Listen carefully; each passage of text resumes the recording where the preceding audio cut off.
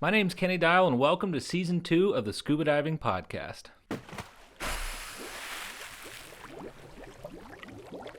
Peter, thanks for coming on. Thanks, man. Appreciate it. I'm sorry I couldn't find my phone book the hat's not helping me much today. We'll run with it, though. Don't worry. Yeah, so you have the Reef Smart cards. Yes, we've got Reef Smart cards. We've got guidebooks. We even have digital 3D assets. We're pretty much expanding more into the digital area these days. But we run the gamut. Anything that needs to be mapped, like a dive site, a reef, an artificial wreck, we can do it. We've seen these in all the dive shops. Yep. I've personally used these for a long time. My crew that's here has already got a few in their hands they want to buy. Yep. So they're very popular. Yes. First of all, where do you get the idea for these? It actually started with the Spiegel Grove. It's a very big wreck, very easy to get turned around because you've got a lot of different buoys, and very hard to remember what the dive briefing map looked like. So from that, it was just a question of taking a little bit of technology used in other areas and applying it to the dive industry, and then just improving as we go. Obviously, you dive. Yes, I'm a diver. You almost have to. You kind of have to love that for this job, for sure. Yeah, that's good.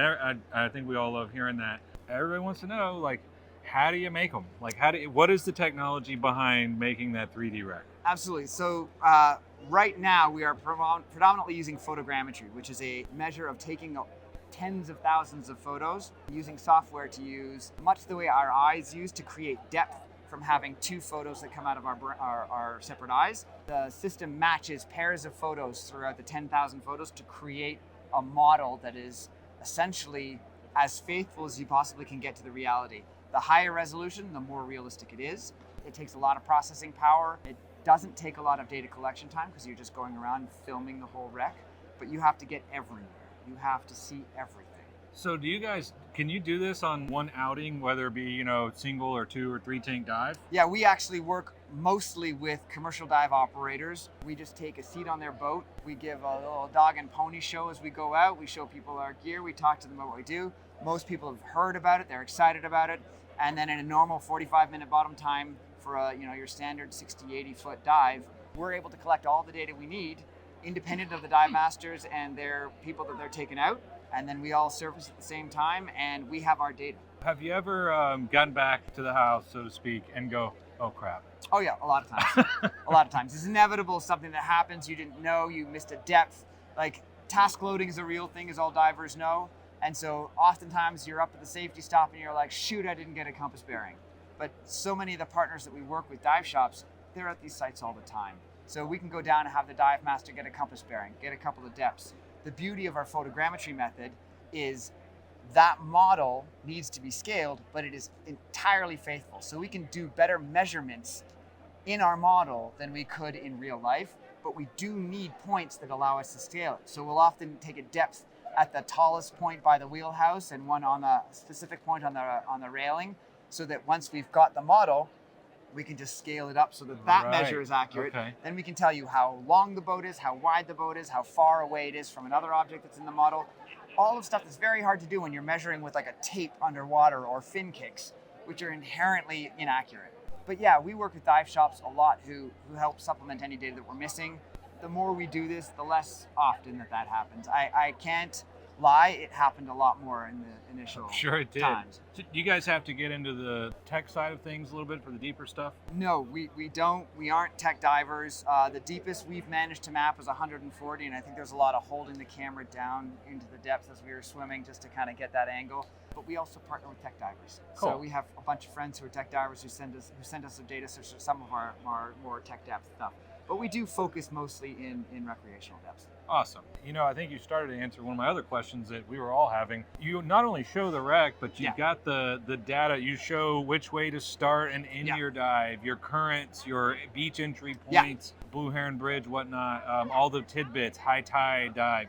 Obviously you can't always get that in one hit, I don't think. So how do you get all that? We talk to the dive masters of the dive shops. They're the ones who are most familiar. They can give us some of the key species. We also are busy mapping. We include species information. Obviously species move, but if there's a resident Goliath grouper that's always in the wheelhouse reliably there, we like to let people know that ahead of time, both for their own safety, but also because if they want to see a Goliath grouper, we want them to prepare for that. So a lot of that information comes from dive shops, dive masters who are familiar with that. They'll suggest the best route. Some of our wrecks are simple and straightforward enough that we just know how you dive that wreck. Like You know, it's from experience we know. A lot of the currents, a lot of the dive temperature, a lot of that kind of stuff, yeah, it's local resources that help us better prepare divers who are wanting to get into the water on that site. How much time and energy is involved in just making one card? It's hard to quantify, a fair amount. I mean, we have to, in order to produce a 2D image on a card, we need to create the whole 3D model. So there's not just the mapping and the data collection, but then there's the post-mapping processing, there's the retouching and refining of the image. In Photoshop, for instance, multiple layers to kind of make it pop and make it more vivid and realistic. We can turn a dive site that we have just mapped into a card in as little as 3 to 4 days, but that's if we don't have anything else going on. Gotcha. So they're not easy to make. I mean, no, they're not. I don't think anyone thinks they are. And do you have an opinion that has changed from when you started? You said it's definitely gotten more streamlined as any operation is going to go. And I'm sure your diving skills have gotten better. They have. Yeah, there's a current here. Exactly. Do you have an opinion that was one way when you started that's done a complete 180 to now? I think the biggest shift about this product was that we assumed that most divers would be buying it before they got in the water.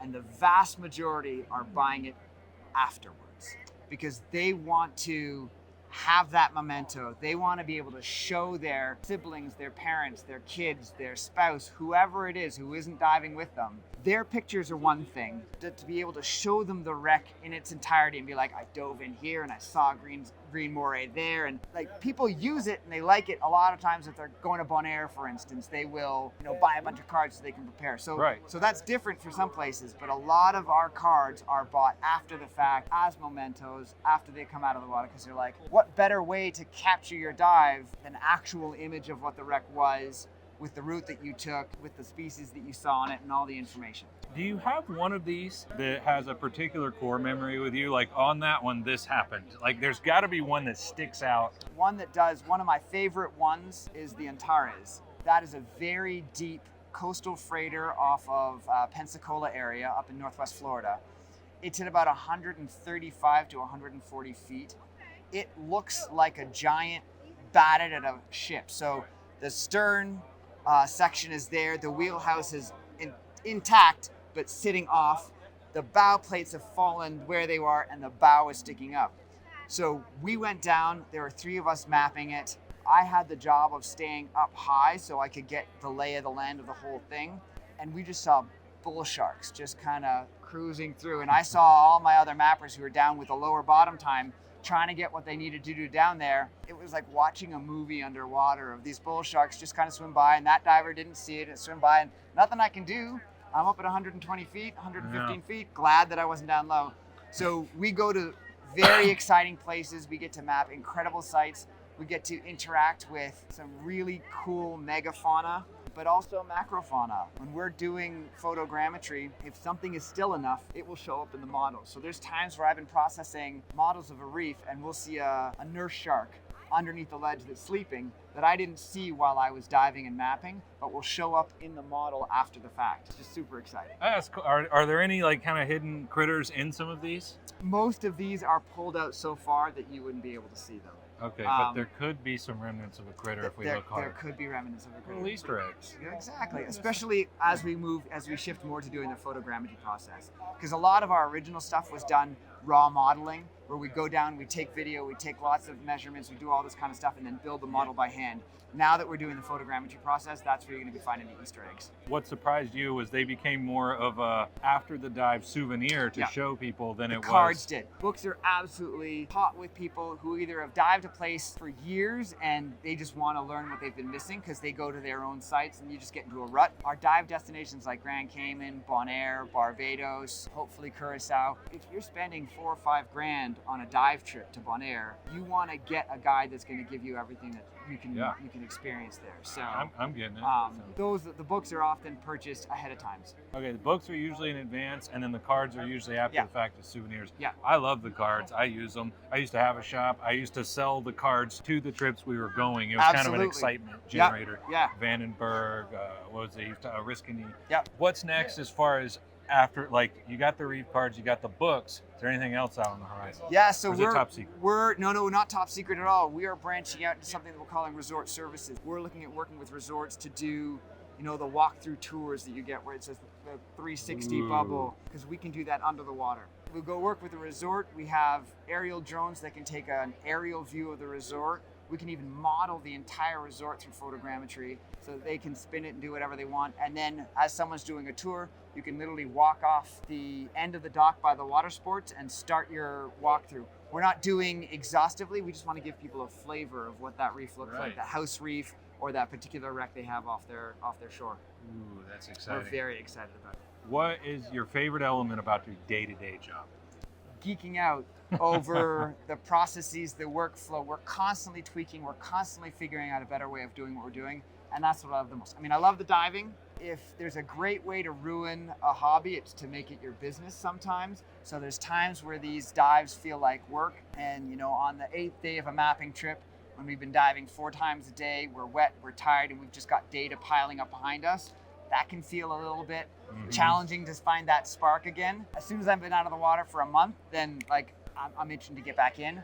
But it's the problems, the technological problems we get into and figuring out solutions around them, that's what really lights me up.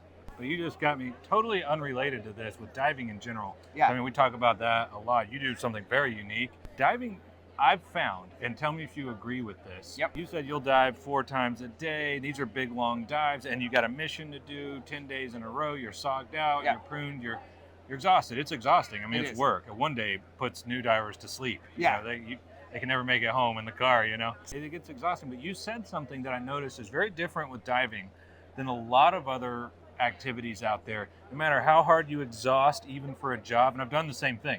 I just want to like go to a movie theater tonight and then like just be dry. Yeah, you know, the dry. But it comes back. It does.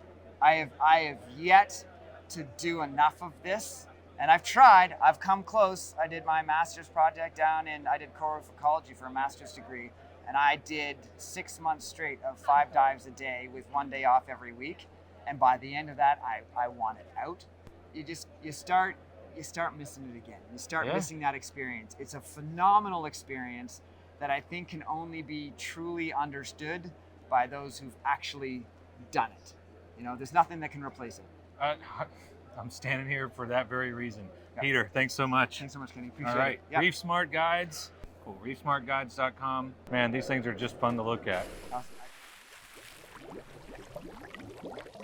Well, hope you enjoyed the show. Thanks for listening and tuning in to the Scuba Diving Podcast. None of this is possible without you being here. This show relies 100% on divers and the aquatically interested people just like you. Even something so simple as just hitting that 5-star review or subscribe, that does wonders. There's lots of ways to help, contribute, donate. Everything is appreciated. And of course, check out our other series like the Down to 60 1-minute to the point dive site reviews. We're on pretty much every platform, Instagram, TikTok. Look for Sweetwater Scuba, Scuba Diving Channel, Scuba Diving Podcast. Links are definitely somewhere on your device. If you're on Spotify or YouTube, you can watch this in video form. Don't forget, if you know somebody that you think would add to this show and would make a great guest, then of course, dive at Sweetwater Scuba or keep it simple, sweetwaterscuba@gmail.com, or just go on the website or direct message me on whatever platform you're on right now. Let's show the rest of the world, and hope to see you underwater soon.